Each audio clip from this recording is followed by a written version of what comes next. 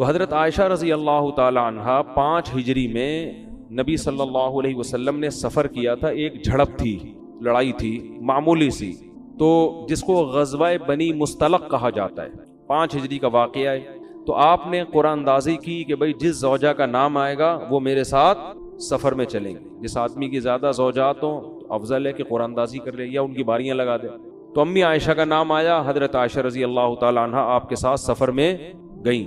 واپسی پہ یہ قافلہ جب واپس آ رہا تھا تو قافلے نے پڑاؤ ڈالا. حضرت عائشہ رضی اللہ تعالی عنہا نے اپنی بہن سے حضرت اسماء سے ایک ہار ادھار لیا تھا پہننے کے لیے.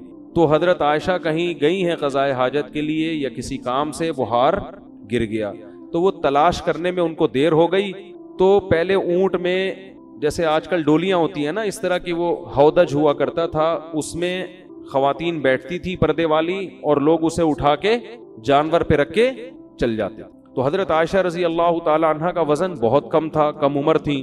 تو صحابہ نے وہ اٹھا کے رکھا اور وہ سمجھے کہ وہ اسی کے اندر ہیں وہ، اور وہ نکل گئے آگے. جب حضرت عائشہ رضی اللہ تعالی عنہا آئیں تو پریشان ہوئی کہ قافلہ تو جا چکا ہے. تو وہیں اس نیت سے آرام کرنے کے لیے لیٹ گئی کہ جب اگلے اس جگہ پہ جب یہ قافلہ پڑاؤ ڈالے گا، ان کو لگے گا کہ وہ نہیں ہے تو یہ واپس مجھے تلاش کرنے کے لیے یہاں آئیں گے. پہلے زمانے میں یہ دستور تھا کہ جب بھی کوئی قافلہ جاتا تھا نا تو پیچھے پیچھے کچھ لوگ آ رہے ہوتے تھے تاکہ اس قافلے سے کوئی چیز اگر رہ گئی ہو تو ہم وہ اٹھا لیں. تو حضرت صفوان ابن معطل رضی اللہ تعالی عنہ پیچھے سے آ رہے تھے. ان کی امی عائشہ کے چہرے پہ نظر پڑی تو وہ فرماتے ہیں کہ جب تک پردے کی آیتیں نازل نہیں ہوئی تھیں میں چونکہ حضرت عائشہ کو دیکھ چکا تھا تو اس لیے میں ان کو دیکھ کے پہچان گیا. اس سے بھی پتہ چلتا ہے کہ جب پردے کی آیتیں نازل ہوئی ہیں تو صحابیات نے اپنے چہرے کو بولو بھائی چھپا لیا. یہ خود پردے، چہرے کے پردے کی ایک بہت مضبوط دلیل ہے. دوسری طرف دلائل بھی ہیں. تو خیر، تو انہوں نے زور سے انا للہ و انا الیہ راجعون پڑھا. جیسے ہی پڑھا ہے تو حضرت عائشہ اٹھ گئیں. تو فرماتی ہیں اس وقت سے مدینہ داخل ہونے تک کوئی کلام انہوں نے مجھ سے نہیں کیا. بس وہ بیٹھی ہیں ہودج میں اور حضرت صفوان ابن معطل یہ اونٹ پہ بیٹھی ہیں، حضرت صفوان ابن معطل ان کو لے کے چلے گئے، کوئی بات نہیں. تو جیسے ہی مدینہ میں داخل ہوئے نا تو یہ عبداللہ ابن ابی ابن سلول، یہ بہت بڑا منافق تھا. منفی پروپیگنڈے کا اس کو موقع چاہیے، ہر معاشرے میں ہوتے ہیں ایسے لوگ. تو اس نے جب دیکھا کہ امی عائشہ ان کے ساتھ آ رہی ہیں حضرت صفوان ابن معطل، تو اس نے معاذ اللہ نقل کفر یہ پروپیگنڈا کرنا شروع کر دیا کہ اللہ معاف فرمائے، بولتے ہوئے بھی ڈر لگتا ہے کہ معاذ اللہ ان کے آپس میں معاذ اللہ نقل کفر ناجائز تعلقات ہیں، زنا کی تہمت لگائی. اور اتنا پروپیگنڈا کیا اس نے، اتنا پروپیگنڈا کیا کہ 3 صحابہ وہ بھی اس کے پروپیگنڈے میں آ گئے. حالانکہ وہ بدر میں شریک ہوئے تھے، مخلص تھے. 2 صحابہ اور 1 صحابیہ. جو 2 صحابہ تھے، ایک تو حسان ابن ثابت، یہ بڑے مخلص صحابی تھے اور یہ نبی کی شان میں اکثر اشعار پڑھا کرتے تھے. اور دوسرے تھے مصطح ابن اثاثہ، یہ بھی غزوہ بدر میں شریک ہوئے ہیں. اور تیسری ایک خاتون تھی حمنہ بنت جہش. تو اتنا اس نے پروپیگنڈا کیا نا کہ یہ بھی اس میں مبتلا ہو گئے. حالانکہ یہ منافق نہیں تھے، وہ تو کمبخت تھا ہی، منافق مشہور تھا. حضرت عائشہ رضی اللہ تعالی عنہا سفر سے واپسی پہ بیمار تھیں، تھکاوٹ تھی، گھر سے نہیں نکلی. تو ایک دن وہ حضرت مصطح جو تھے نا، جو اس تہمت میں شریک تھے، ان کی والدہ کے ساتھ فرماتی ہیں کہ میں کہیں رات کو قضائے حاجت کے لیے دور گئی. تو جا رہی تھی تو کہیں پاؤں لگا ہوگا، کہیں ٹھوکر. تو حضرت مصطح کی جو والدہ تھی انہوں نے اپنے بیٹے کے لیے بد دعا کی کہ وہ ہلاک ہو جائے. تو یہ فرماتی ہیں کہ میں نے کہا کہ وہ بدری صحابی ہیں، کیوں ان کے لیے بد دعا کر رہی ہو؟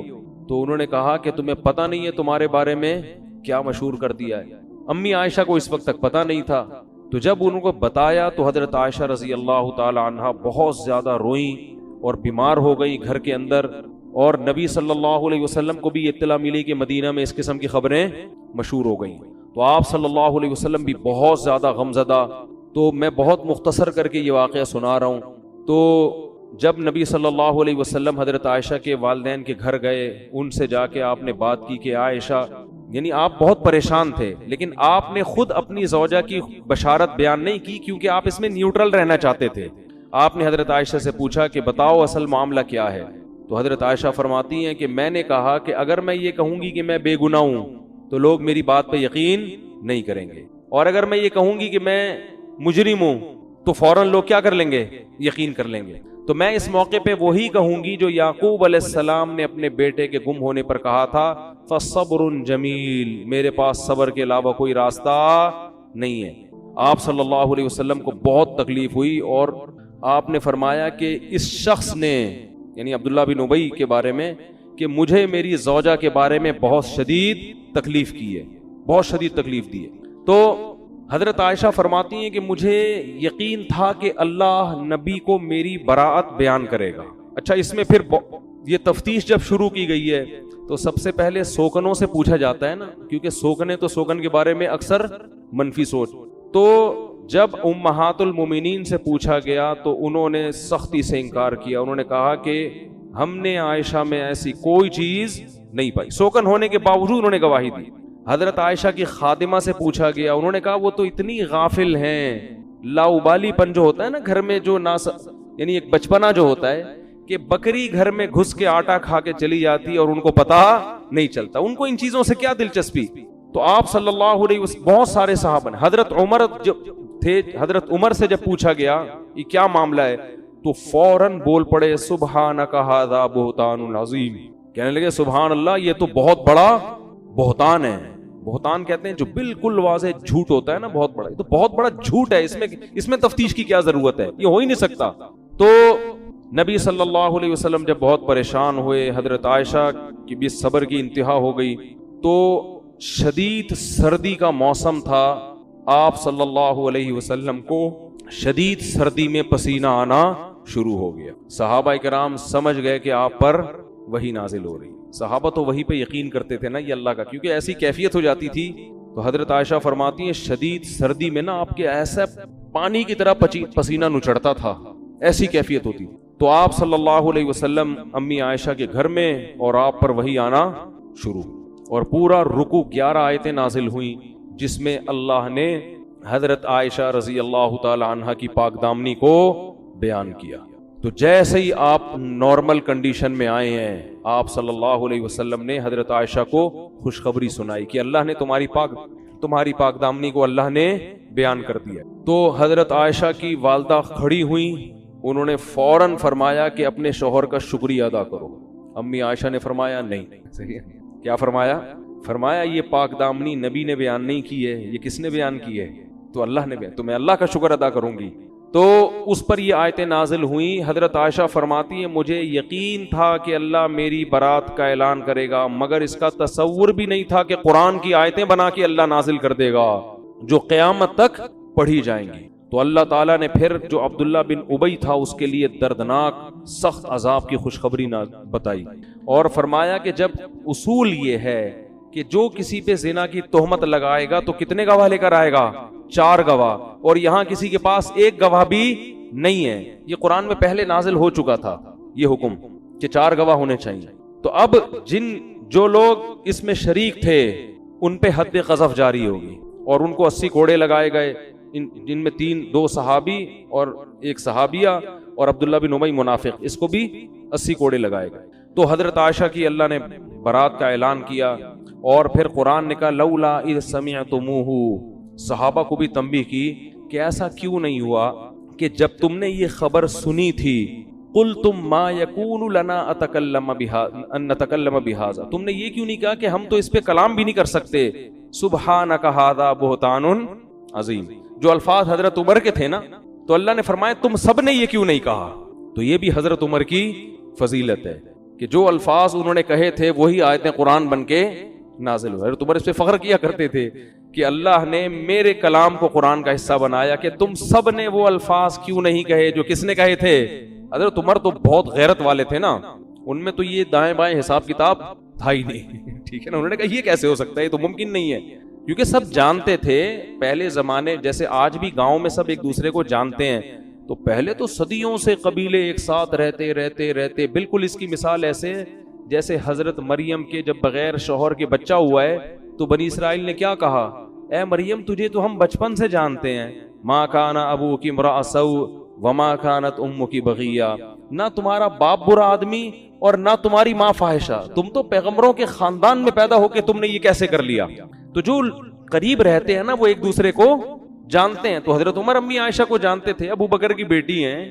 سبحانک, انہوں نے کہا اس کی تفتیش کی ضرورت نہیں ہے, سبحانک ھذا بہتان عظیم. پھر اللہ نے فرمایا یعظکم اللہ ان تعودوا لمثلہ ابدا, اللہ تمہیں نصیحت کر رہا ہے اس کے بعد ایسی حرکت کبھی نہیں کرنا. اور قرآن نے کہا ان الذین یرمون المحصنات الغافلات المؤمنات, جو لوگ تہمت لگاتے ہیں پاک دامن عورتوں کو, الغافلات جو بھولی بھالی سیدھی سادی ہیں, جن کو ان فحاشیوں کا پتہ نہیں ہے, المؤمنات پھر مومن بھی ہیں, لہم عذاب عظیم ان کے لیے بہت بڑا عذاب ہے.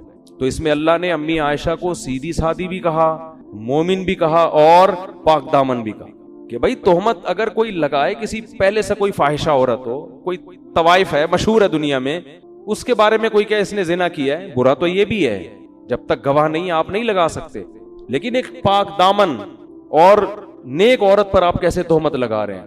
پھر قرآن نے یہ بھی کہا الخبیثات للخبیثین والخبیثون للخبیثات. اللہ نے اپنے حبیب صلی اللہ علیہ وسلم کے لیے جس خاتون کی سلیکشن کی ہے وہ طیبات میں داخل ہے, وہ خبیثات میں داخل نہیں ہے, کیونکہ یہ تو اللہ کے حکم پہ آپ نے نکاح کیا تھا نا, خواب آیا تھا آپ صلی اللہ علیہ وسلم کو, تو اس میں بھی قرآن نے بتایا. اس لیے علماء کہتے ہیں اس پر پوری امت کا اجماع ہے کہ پیغمبر کی بیوی کافر تو ہو سکتی ہے, فاحشہ زانیہ نہیں ہو سکتی. لوط علیہ السلام کی بیوی کافر تھی, زانیہ نہیں تھی. نوح علیہ السلام کی بیوی کافر تھی, زانیہ نہیں تھی. پیغمبر کے نسب میں ایسا نہیں ہوتا. وجہ اس کی یہ ہے کہ کسی کی بیوی کا غیر مسلم ہونا اس مرد کے لیے بے عزتی کا سبب نہیں ہے. وہ آخرت میں اس کو غیر مسلم ہونے کی سزا ملے گی, مگر یہ مرد کے لیے بے عزتی کی بات بولو نا نہیں ہے. لیکن کسی کی بیوی کا زانیہ ہونا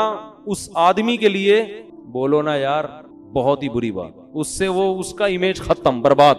اور پھر آگے نسب میں کیا ہے, کیا پتا چلے گا یہ بچے آپ ہی کے ہیں, یہ کہیں اور سے تو نہیں ڈاؤن لوڈ کروائے انہوں نے, کیا پتا چلے گا, نسب خراب. حدیث میں آتا ہے ولدت من نکاح لا من صفا, آدم سے لے کے آج تک میرے جتنی ہماری نسل پیدا ہوئی نکاح کے ذریعے ہوئی ہے, اس میں زنا نہیں ہوا. تو پیغمبروں کے لوط علیہ السلام کی جو بیوی تھی وہ زانیہ نہیں تھی, وہ لڑکوں کو وہ جو ہے نا لوگوں کو فتح بتاتی تھی لڑکوں کے بارے میں, خود زنا نہیں کیا اس نے کبھی. تو پیغمبر کی بیویوں کو اللہ اس برائی سے بچاتے ہیں. اور خود بھی اس سے ہمیں یہ بھی پتہ چلتا ہے کہ دیکھو آپ کی جو بیوی ہے نا عمل میں کمزور ہو, یہ چیز قابل برداشت ہے. کردار کی اگر گڑبڑ ہے تو یہ غیرت مند آدمی کے لیے قابل برداشت. ابے بولنے میں گورنمنٹ نے پابندی لگائی ہے, اس میں کیا شرمانا بول. دیکھو کوئی کہے کہ دیکھو اس کی بیوی عیسائی ہے, آپ نے کہیں اہل کتاب سے شادی کر لی, لوگ کہیں گے بھئی اس نے گوری سے شادی کی ہے, اس کی بیوی کیا ہے عیسائی ہے. تو تھوڑا سا ہوتا ہے یار مسلمان سے کرتے تو زیادہ اچھا. لیکن کوئی کہہ رہے اس کی بیوی مسلمان ہے لیکن تعلقات اس کے بہت وسیع ہیں اس کے تعلقات بہت وسیع, لیکن ہے کلمہ توحید پرست. تو اگرچہ کفر بڑا جرم ہے لیکن آخرت کے لحاظ سے, سمجھ رہے ہو, لیکن دنیا میں ذلت ذلیل ہونے کے لحاظ سے دنیا میں فحاشی یہ زیادہ بڑا جرم ہے ذلت کے لحاظ سے دیکھا جائے. تو اس لیے پاک دامن عورتوں سے شادی کیا کرو. بھی وہی ابھی کیا پھر میں کس سے سناؤں آپ کو, وہ ایک آدمی کی شادی ہوئی نا تو بیوی سے کہتا ہے آج سے تم میری کائنات, تم ہی میری مسرت, تم ہی میری فرحت. وہ تو بیچارہ ڈائلاگ بول رہا تھا, فرحت یعنی خوشی, مسرت بھی خوشی اور کائنات بھی, وہ سمجھی اپنی گرل فرینڈ کا نام بتا رہے ہیں. کہتے ہیں آج سے تم میری کائنات, میری فرحت بھی تم, میری مسرت بھی تم. کہتی ہے ٹھیک ہے ستار بھی پھر آج سے تم ہی ہو, غفار بھی تم اور وسیم بھی تم ہی ہو. جب تم نے فرحت مسرت اور کائنات سے تعلق ختم کر دیا تو اب میرا بھی وسیم سے کوئی تعلق نہیں رہے گا, میں بھی اس کے نمبر ڈیلیٹ کر رہی ہوں. تو اب بتاؤ آگے زندگی چلے گی. تو کردار کا ایک نمبر ہونا عورت میں یہ بہت بڑی خوبی ہے کہ اپنے شوہر سے وفا کرتی ہو. حضرت حکیم الامہ مولانا اشرف علی تھانوی رحمہ اللہ تعالی ہندوستان یعنی بر صغیر کے بارے میں فرمایا کرتے تھے. فرمایا بر صغیر کی اس وقت تو بہت تھا, یہ بر صغیر کی عورت میں ایک خوبی ایسی ہے کہ اس خوبی کی وجہ سے اس کی ہر خامی برداشت کی جائے گی کہ یہ اپنے شوہروں سے وفادار ہوتی ہیں. یورپ میں آپ شادی کرو نا بھائی, کچھ پتہ نہیں ہوتا کہ یہ جو منہ سے کہہ رہی ہو صرف تم, ہمارے ہاں بھی رکشے کے پیچھے لکھا ہوتا ہے صرف تم, تو یہ سچی مچی کا لکھا ہے یا ویسے ہی بیوقوف بنانے کے لیے لکھا. تو وفا بہت بڑی نعمت ہے، بہت بڑی دولت ہے۔ تو اللہ نے امی عائشہ رضی اللہ تعالی عنہا کی برات کو نازل کیا، اور اس واقعے میں بہت سارے اسباق ہیں۔ ایک سبق ہمیں یہ ملتا ہے، بھائی نیک اور پاک دامن لوگوں پر بھی تہمتیں لگ سکتی، اور ہر ایک کی پاک دامنی اللہ آسمان سے نہیں اتارتا۔ تو جیلیسی، حسد جہاں بھی ہوگا نا، منافقوں تو حسد ہوتا تھا نا کہ یہ تو ترقی کرتے چلے جا رہے ہیں، تو کوئی موقع ہاتھ سے جانے نہیں دیتے۔ حضرت مریم بھی کتنی پاک دامن، نیک، تہمت ان پہ بھی لگی، حالانکہ حضرت عیسیٰ ماں کی گود میں گواہی دے رہے ہیں کہ میری ماں پاک دامن ہے، معجزے اللہ نے کتنی اللہ نے بیان کیا نا ان کی پاک دامنی کو، مگر یہودی آج بھی حضرت مریم جیسی پاک دامن کو معاذ اللہ فاحشہ کہتے ہیں۔ تو دنیا میں برے الزام لگتے بھی ہیں اور پنپتے بھی ہیں، چل بھی جاتے ہیں وہ۔ امی عائشہ کی پاک دامنی اللہ نے آسمان سے نازل کی، یہ بتانے کے لیے وَتَحْسَبُونَهُ هَيِّنًا وَهُوَ عِندَ اللَّهِ الْعَظِيمِ وَهُوَ عِندَ اللَّهِ عَظِيمٌ، فرمایا تم اس معاملے کو ہلکا سمجھو، لیکن اللہ کی نظر میں پیغمبر کی زوجہ کا معاملہ بہت بڑا ہے۔ تو اس واقعے سے اللہ نے امی عائشہ کی فضیلت کو بھی بیان کر دیا کہ جو مقام اللہ کی نظر میں حضرت مریم کا ہے، اس معاملے میں وہی مقام اللہ کی نظر میں کس کا ہے؟ حضرت عائشہ کا۔ ان پہ تہمت اللہ نے برداشت نہیں کی، قرآن میں بیان کی۔ امی عائشہ کی پر جو تہمت لگی وہ بھی اللہ نے قرآن میں بیان کی ہے۔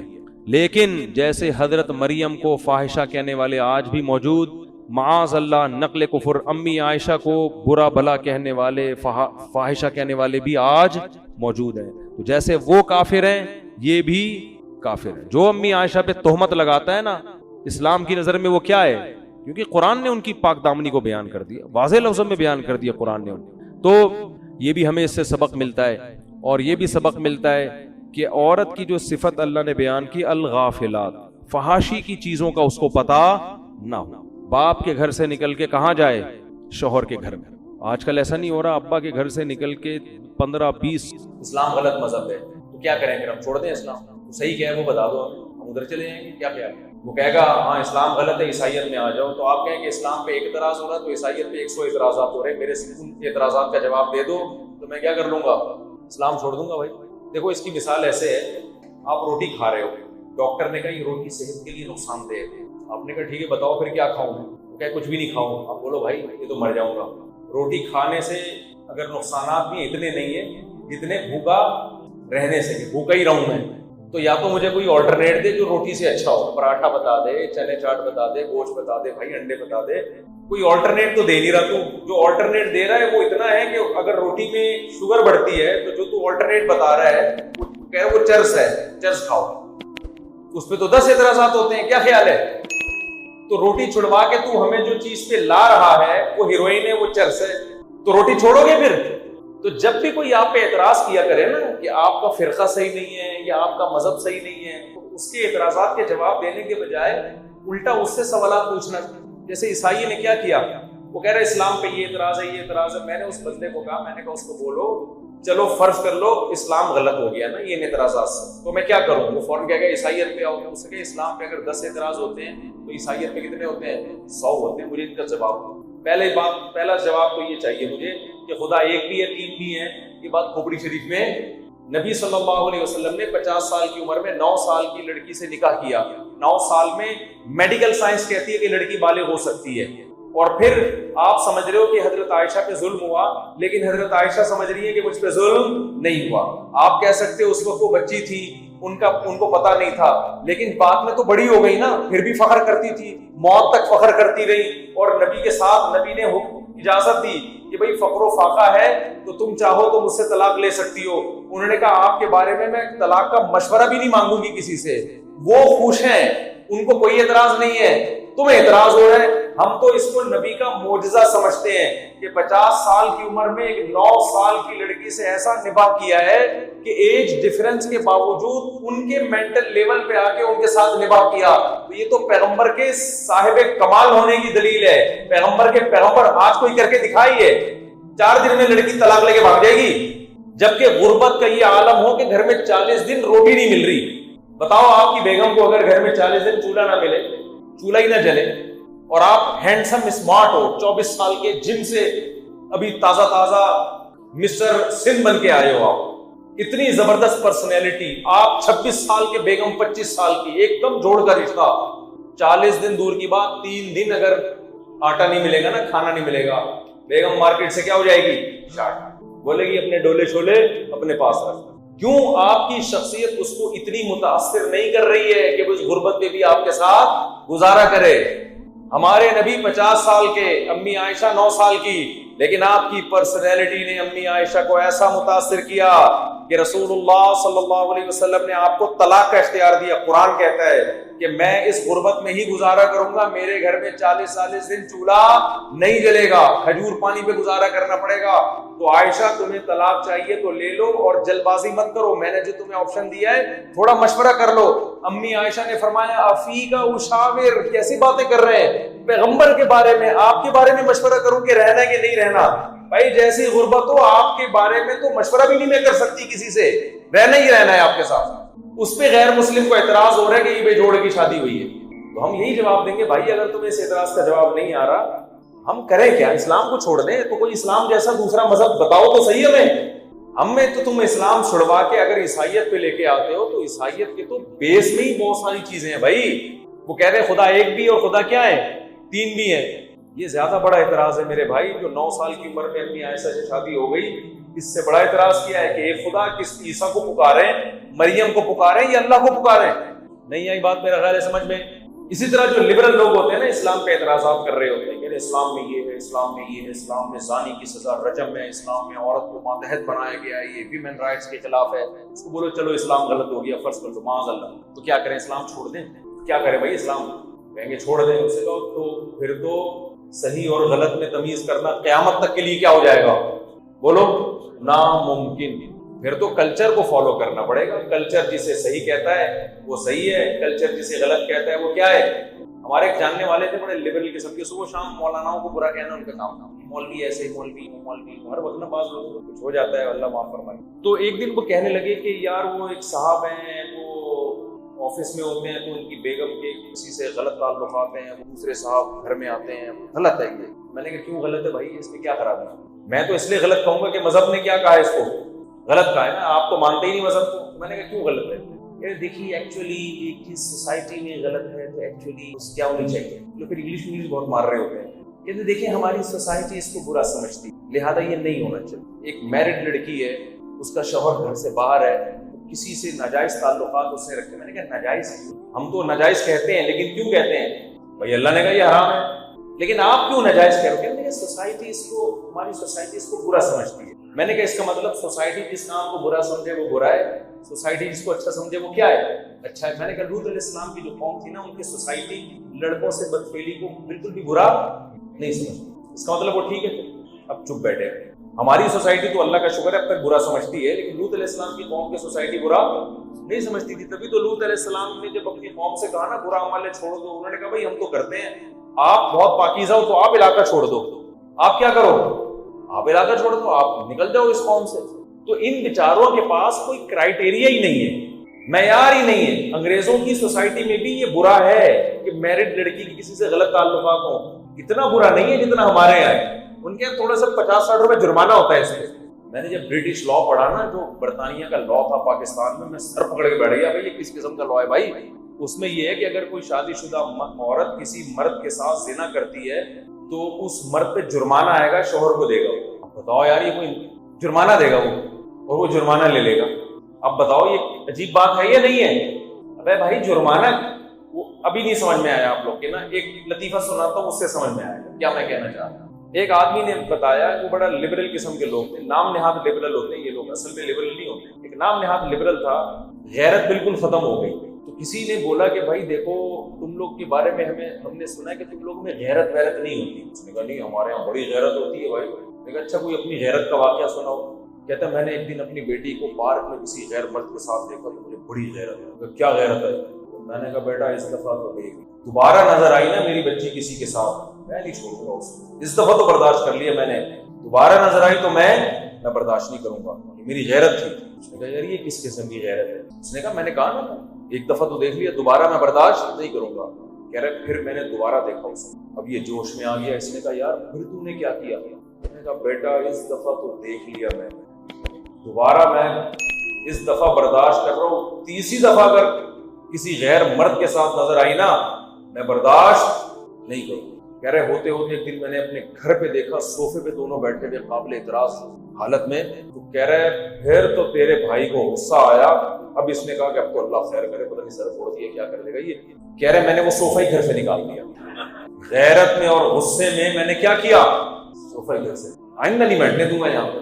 آپ تو اس واقعے پہ ہنس رہے ہو, لیکن اس سے اتنا تو پتہ چلتا ہے کہ بعض لوگوں کا غیرت کا معیار یہ بھی ہوتا ہے. تو جو لوگ مذہب کو نہیں مانتے ان کے یہاں غیرت کا معیار کیا ہے کہ اگر خدا نخواستہ کسی عورت نے میرڈ نے کسی غیر مرد سے تعلق قائم کر لیا تو قانون کیا ہے, وہ غیر مرد اس کے شوہر کو کیا دے گا, 50 روپے دے گا. یہ کتنی بدتمیزی کی بات ہے تم نے یہ کیا. تو کلچر کیا ہے بھائی, کلچر تو نہ غیرت کے معیار متعین کر رہا ہے, بے غیرتی کو غیرت کہہ رہا ہے, غیرت کو بے غیرتی کہہ رہا ہے. اور مسلمان کو اگر اس پہ غصہ آئے, وہ سمجھتا ہے کہ نہیں بھائی بیگم گھر کی 4 دیواری میں ہونی چاہیے, جس سے شادی ہوئی ہے اسی سے ہو اس کا تعلق. اس کو وہ غیرت لیس معاشرہ کیا کہہ رہا ہے کہ عورتوں کو غلام بنایا ہوا ہے, گھر کی 4 دیواری میں بند کیا ہوا ہے. تو سوسائٹی گائیڈ نہیں کر سکتی آپ کو. مجھے بتاؤ, سوسائٹی میں جہیز لینا برا عمل ہے یا اچھا عمل ہے؟ اچھا عمل ہے. تقریریں تو بہت ہوتی ہیں سوسائٹی میں, جہیز برا سارے لیتے ہیں, تبھی تو دے رہے ہیں کہ برا نہیں سمجھا جاتا اس کو. تو اگر کوئی لبرل آدمی اسلام پہ اعتراض کرتا ہے کہ اسلام میں یہ سختی, اسلام میں یہ سختی, آپ اس کے اعتراضات کا جواب نہ دیں. آپ بولیں پھر میں اسلام چھوڑ دوں, تو پھر بھائی ہمیں تو اندھیرا ہے آگے, اندھیرا ہی اندھیرا. ہمیں تو ایک چیز کے بارے میں ہم یہ نہیں فیصلہ کر سکتے کہ یہ اچھی ہے یا بری ہے. ہمیں پاس تو معیار ہی ختم ہو جائے گا. میں سمجھا پا رہا ہوں اپنی بات یا نہیں سمجھ میں آ رہی آپ لوگوں کے؟ تو میرے بھائی, میرے اور آپ کے پاس نا اسلام کے علاوہ کوئی آپشن زندگی گزارنے کے لیے ہے ہی نہیں, ورنہ انسان میں اور درندوں میں فرق ختم ہو جائے گا. پتہ ہی نہیں چلے گا یہ انسان کا بچہ ہے بھی کہ نہیں ہے. ہر چیز میں عقل استعمال کرنی پڑے گی. کبھی سوسائٹی کو اپنا باپ بناؤ گے, کبھی کلچر کو اپنا باپ بناؤ گے, کبھی بھی سیدھے راستے پہ نہیں چل سکتے. تو اسلام کے علاوہ میرے اور آپ کے پاس کوئی آپشن نہیں ہے. اگر اسلام کی کوئی بات سمجھ میں نہیں آ رہی تو اسلام کو غلط قرار دینے کے بجائے یہ آسان ہے کہ آپ بولو بھائی میں عقل کل نہیں ہوں, ساری چیزیں میری سمجھ میں آنا ضروری نہیں ہے. دنیا میں سب سے بڑا بے وقوف وہ ہے جو ہر چیز میں اپنے آپ کو عقل کل سمجھے. ایک ملفوظ یاد کر لو, جس کو سب پتا ہے نا, اس کا مطلب اس کو کچھ بھی پتا نہیں. پاکستان میں ہر شخص ہر فیلڈ میں اسپیشلسٹ ہے. ہر شخص کیا ہے, ہر فیلڈ میں کیا ہے. اس کا مطلب یہ کسی بھی چیز میں جو اسپیشلسٹ ہوتا ہے نا وہ اپنی فیلڈ میں ماہر ہوتا ہے, دوسرے کی فیلڈ میں وہ خاموشی اختیار کرتا ہے. لیکن آپ یوٹیوب پہ دیکھ لیں, بعض ایسے ہیں کہ ان سے کچھ بھی پوچھا جائے ہر بات کا ان کے پاس جواب. تو میں آپ سے یہ کر رہا تھا کہ باطل لوگوں کا حل ہمیشہ یہ ہوتا ہے کہ ان کے سوال کے جواب دینے کے بجائے آپ ان سے الٹا سوالات شروع کر دیں. اسی طرح جب یہ بات چل پڑی ہے تو ایک اور اہم مسئلہ حل کرو. جب آپ اسلام پہ آنا شروع کرو گے, اسلام آپ کی سمجھ میں آ جائے گا, تو پھر ایک بہت بڑا سوال یہ کھڑا ہوگا کہ کون سا والا اسلام. یہ بھی آج کل ایک بڑا مسئلہ ہے. جب آپ اسلام پہ آؤ گے نا کہ یار میرے پاس اسلام کے علاوہ کوئی آپشن نہیں ہے, اسلام ہی پہ چلنا ہے. اسلام میں پہلے وہ اس کو بتا دوں, وہ بات میں یہ ایسا نہ بھول جاؤں میں.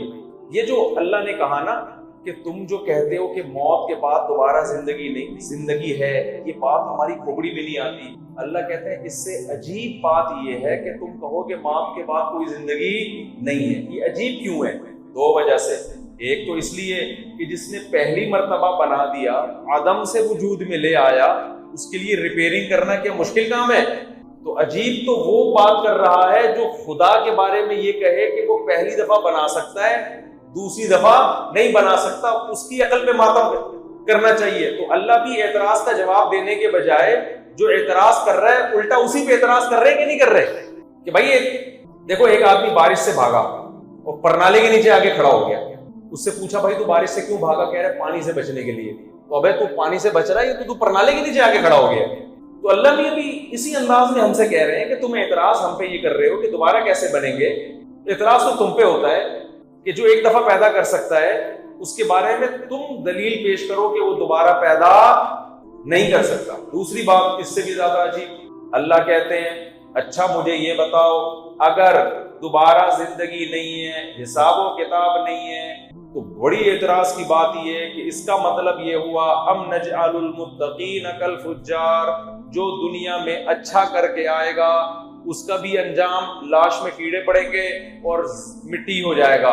اور جو دنیا میں برا کر کے آئے گا, 100 انسانوں کو ایک انسان نے قتل کیا, ڈرگس کو پوری دنیا کو ڈرگس میں ڈال دیا, نشے میں ڈال دیا, اسمگلنگ کرتے ہیں نا لوگ نشے کی, پوری دنیا کو برباد کر دیا, انسانیت کے لیے انسانیت کا سکون برباد کر دیا. دنیا میں ایسے بدبخت بھی ہیں جنہوں نے اپنے ماں باپ کا قتل کیا ہے, ایسے بدبخت بھی ہیں 100 انسانوں کا قتل کیا چند ٹکوں کے خاطر.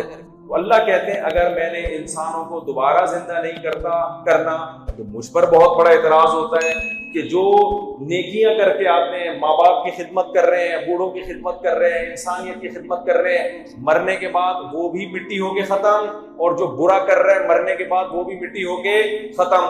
دنیا میں کوئی ایسی حکومت دیکھی جو اچھوں اور بروں کے ساتھ ایک معاملہ کرے تو میں اچھے اور برے کا انجام ایک جیسا کر دوں؟ یہ زیادہ عجیب بات ہے. ایسا نہیں ہو سکتا. جب دنیا میں کوئی گورنمنٹ ایسا نہیں کرتی تو میں ایسا کیسے کر سکتا ہوں؟ تو اس سے کیا پتا چلتا ہے کہ اللہ اعتراض کا جواب دینے والے کے پر نا الٹا اعتراض کر رہے ہیں کہ اعتراض تو تم پہ بنتا ہے. تو اس لیے پہلی بات جو اس پورے بیان کا میرا مقصد ہے نا, اسلام کے بارے میں اپنے کانسیپٹ کو کیا کریں, کلیئر کریں. ہمارے پاس میرے بھائی اسلام کے علاوہ کوئی آپشن نہیں ہے. اور قرآن کیا کہتا ہے؟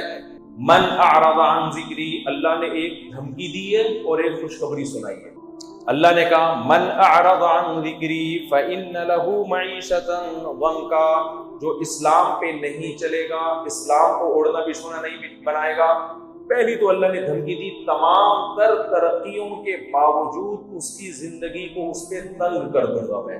ایک انسان جیل میں تنگی محسوس کرتا ہے, وہ سمجھ میں آتی ہے.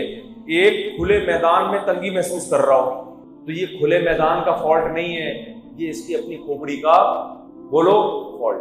اللہ کہتے ہیں جو اسلام کو فالو نہیں کرے گا نا, سکون کے تمام تر اسباب ہوں گے, اس کے باوجود اس کی کھوپڑی میں سکون نام کی چیز بولو نہیں ہو. آج یہ دنیا میں نظر آ رہا ہے. اللہ کہتے ہیں نہیں, اس کو سکون نہیں مل سکتا. کیوں؟ اس کی ایک سائنٹیفک لاجک بھی ہے. بتاؤ نیچر پہ چلنے میں سکون ہے یا نیچر سے بغاوت میں سکون؟ شیر کی نیچر کیا ہے؟ غاروں میں رہنا. آپ نے کیا کیا؟ آپ نے کہا بیوقوف غاروں میں رہ رہا ہے, پہاڑوں میں رہ رہا ہے. گھر میں صوفے میں ایئر کنڈیشن چلا کے بٹھا دیا اور گولے گنڈے رکھ دیے اس کے سامنے, آپ نے خوبصورت رسگلے رکھ دیے, کباب رکھ دیے کہ گوشت کھاتا ہے. تھوڑے دنوں بعد ڈپریشن سے مرے گا کہ نہیں مرے گا؟ بولو نا کیا ہو گیا؟ اس لیے کہ آپ نے اس کو اس کی نیچرل لائف سے دور کر دیا. اللہ کا قرآن میں یہ دعویٰ ہے کہ انسان کی جو نیچر ہے اس کو اسلام کہا جاتا ہے. جو اسلام سے ہٹے گا وہ اپنی نیچر سے ہٹ جائے گا. گورے اسلام سے ہٹ گئے. نیچر انسان کی تھی نکاح کر کے زندگی گزارنا, عورت کے پاس جانا. نیچر سے ہٹے مردوں کے پاس جانا شروع ہو گئے. نیچر سے ہٹے نکاح کے بجائے زنا کا راستہ اختیار کر لیا. انسان کی نیچر تھی جب پیدا ہوگا تو ایک ددیال والا خاندان ہوگا, ایک ننیال والا خاندان ہوگا. جو نیچر سے ہٹے زنا جب آیا تو جب پیدا ہوا صرف ننیال ملا, ددیال مارکیٹ سے شارٹ ہو گیا. اور جو ننیال ملا وہ بھی اس کو ننیال کہتے ہوئے بھی شرم آ رہی ہے ہمیں. ایک عدد اماں اور ایک عدد نانی جو اولڈ ہاؤس میں ہوگی وہ بھی نواسے کو گھر میں میسر نہیں ہے. اماں کے علاوہ کوئی خالہ چچا پھوپھی بھی نہیں مل رہی اس کو. تو یہ نیچر ہے, یہ نیچر سے بغاوت ہے. نیچر کیا ہے؟ جب آپ کا دماغ تھک جاتا ہے آپ سو جاتے ہیں اور دماغ فریش ہو جاتا ہے. یہ نیچرل ہے, صدیوں سے چلا آ رہا ہے.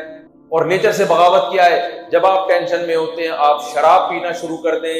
یہ سکون حاصل کرنے کا نیچرل طریقہ نہیں ہے, یہ نیچر سے بغاوت ہے.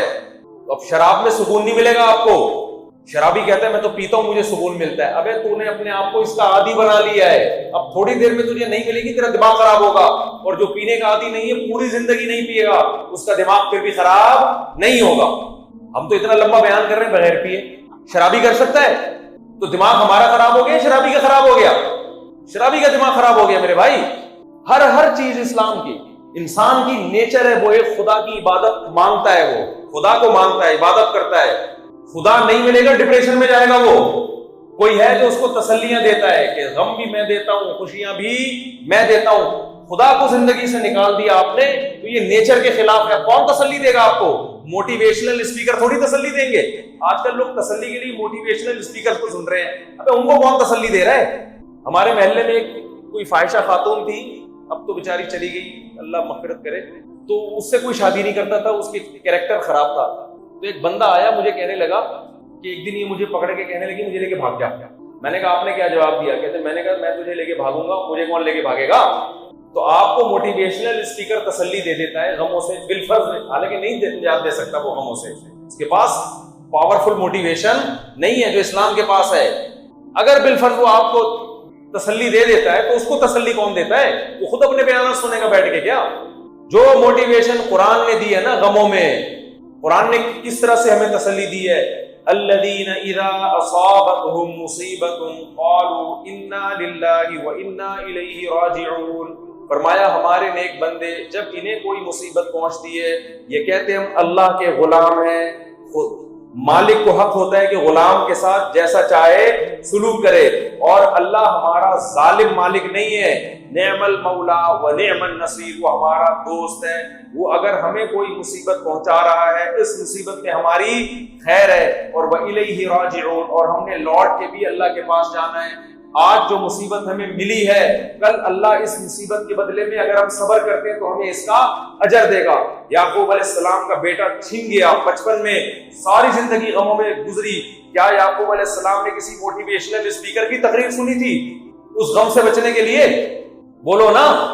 کیا کسی نفسیاتی ڈاکٹر کے پاس گئے تھے کہ جی میں کاؤنسلنگ کریں میری, آپ میں بہت پریشان ہوں؟ یعقوب علیہ السلام کے زبان پہ ایک جملہ تھا, اعلم من اللہ ما لا تعلمون, میں اللہ کے بارے میں وہ کچھ جانتا ہوں جو تم نہیں جانتے. اس غم میں بھی میرا رب مجھے کچھ نوازنا چاہتا ہے.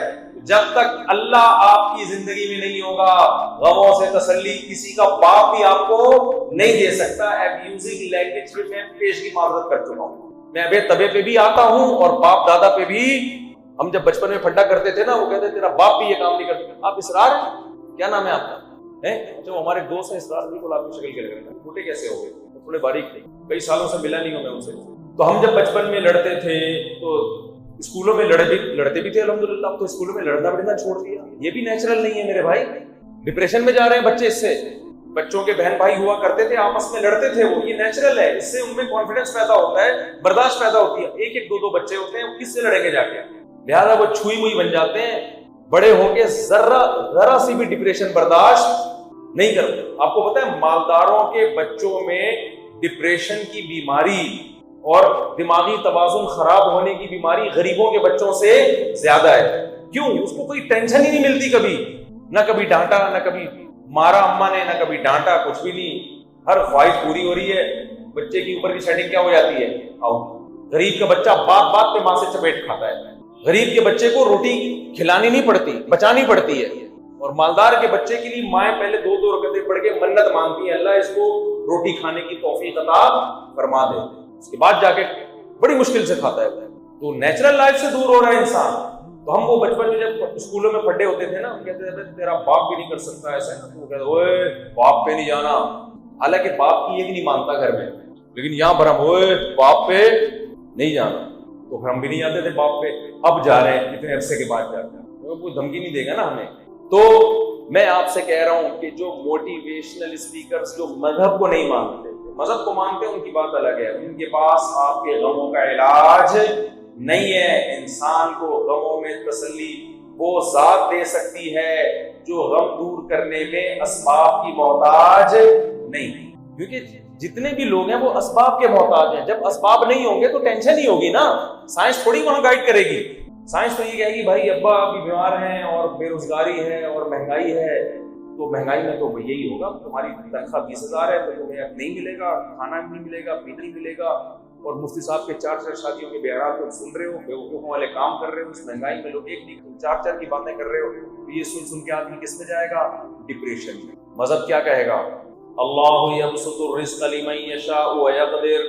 اللہ جس کے لیے چاہتا ہے رزق کے دروازے کھول دیتا ہے, جس کے لیے چاہتا ہے رزق کے دروازے بند کر دیتا ہے. ومن یتق اللہ, جو اللہ سے ڈرتا ہے, یکفر عنہ سیئاتہ. ومن یتق اللہ, کیا ہے بھائی آیت؟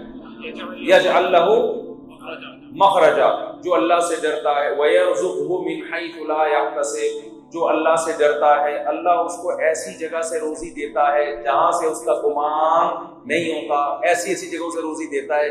تو جو اللہ کو مانے گا وہ اس بات کو بھی مانے گا اور اس کی ڈپریشن کیا ہوگی؟ ختم. اور نظر بھی آئے گا واقعی ایسی جگہ سے روزی مل رہی ہے جہاں سے رزق کا تصور بھی ممکن نہیں تھا. مجھے نہیں مانے گا، سارے اسباب ہوتے ہوئے بھی اس کی زندگی کیا کر دوں گا؟ تنگ، ٹینشنوں میں ڈال دوں گا. پڑے ہوئے لوگ آج ٹینشنوں میں. جس نفسیاتی ڈاکٹر سے آپ علاج کرا رہے ہوتے ہو نا، وہ بیچارہ خود اپنا علاج کسی اور ڈاکٹر سے کراتا ہے تھوڑے دنوں میں. سارے ڈاکٹر ایک جیسے نہیں ہوتے کہ آپ سارے ڈاکٹروں سے بدگمان ہو جائیں. نہیں ہے، کوئی معقول حل کسی کے پاس نہیں ہے. اور جو اللہ کے حکم پہ چلے گا، میں نے کہا تھا نا ایک بڑی خطرناک دھمکی ہے قرآن میں اور ایک بہترین خوشخبری ہے. وہ کیا ہے؟ اللہ فرماتے ہیں فَلَنُحْيِيَنَّهُ حَيَاةً طَيِّبَةً. اس سے پہلے والا لفظ کیا ہے؟ ہاں، من عمل صالحا من ذکر او انثى وهو مؤمن. جو نیک عمل کرے گا چاہے مرد ہو یا عورت، بشرطے کہ اللہ کو مانتا بھی ہو. کیونکہ نیکی گورے بھی کرتے ہیں لیکن اللہ کو مان کے نہیں کرتے. اس کہتے ہیں ایک اچھے انسان کے لیے ضروری ہے کہ وہ سوسائٹی میں اچھے کام، سمجھ آ رہی ہے، دل نہ دکھائے کسی. ان کی نظر میں ایئر ہوسٹس بہت اچھی ہے کیونکہ سب سے اچھے اخلاق سے پیش آتی ہے. اسلام کی نظر میں اگر وہ اپنے ابا اماں سے بھی اسی تمیز سے پیش آتی ہے تو بہت اچھی ہے. وہ اگر ابا اماں سے اس طرح سے بات نہیں کرتی، میاں سے اس طرح سے بات نہیں کرتی، تو اللہ کی نظر میں وہ اچھی بولو نہیں. تو اللہ کہتے ہیں جو میری یاد سے اعراض کرے گا، جو نیک عمل کرے گا، وَهُوَ مُؤْمِنٌ، بشرطے کہ مومن بھی ہو، فَلَنُحْيِيَنَّهُ حَيَاةً طَيِّبَةً. اتنا بڑا دعویٰ کر دیا نا قرآن کہتا ہے کہ میں قسم اٹھا کے کہتا ہوں، لام تاکید کے لیے اور نون بھی تاکید کے لیے. ہم ضرور 3 دفعہ ضرور کا لفظ لگایا اللہ نے. لام تاکید، نحیینہ میں نون تاکید ثقیلہ، تو 2 تاکیدوں کو فائدہ دیتا ہے. یعنی اللہ کہتے ہیں فَلَنُحْيِيَنَّهُ حَيَاةً طَيِّبَةً، ہم ضرور اس کو اٹریکٹیو زندگی دیں گے، پرکشش زندگی دیں گے، پاکیزہ زندگی. پاکیزہ کا مطلب وہ پاکیزہ جس میں اٹریکشن ہو. دیکھو جب صاف ستھرے کپڑے پہن کے انسان پاکیزہ نہا دھو کے آتا ہے تو اٹریکٹیو ہو جاتا ہے نا. وہ کل میں گھر سے باہر نکلا نا، ہماری گلی کے الحمدللہ گٹر بھرے ہوئے ہیں کراچی کے پورے. اللہ کا بڑا فضل ہے، اس کی وجہ سے ہمارا امیون سسٹم بہت پاورفل ہو گیا ہے. اب کراچی کا بندہ گٹر میں گر کے بھی نکل آئے نا بیمار نہیں. تو حسب معمول میں سعودی عرب سے آتا ہے نا جب آدمی کسی دوسرے ملک سے 3-4 دن تک بدبو سے دماغ ساڑا رہتا ہے اس کا. لیکن یہ سوچ کے تسلی ہوتی ہے کہ پہلے بھی کئی دفعہ باہر بیرون ملک سے آئے تھے، 5-6 دن میں الحمدللہ بدبو ختم ہو گئی تھی. بدبو نہیں ختم ہو رہی تھی، ہم آتی ہوتی. ایک خاتون کی شادی ہوئی، بھنگیوں میں گئی وہ شادی ہو کے نا. تو جب گئی ہے تو ساس سے کہتی ہے 1 ہفتے بعد کہ دیکھ میں جب سے تیرے گھر میں آئی ہوں نا، پہلے بدبو تھی، میرے آنے سے وہ بدبو ختم ہو گئی. ساس نے کہا کب بخت تیرے آنے سے بدبو ختم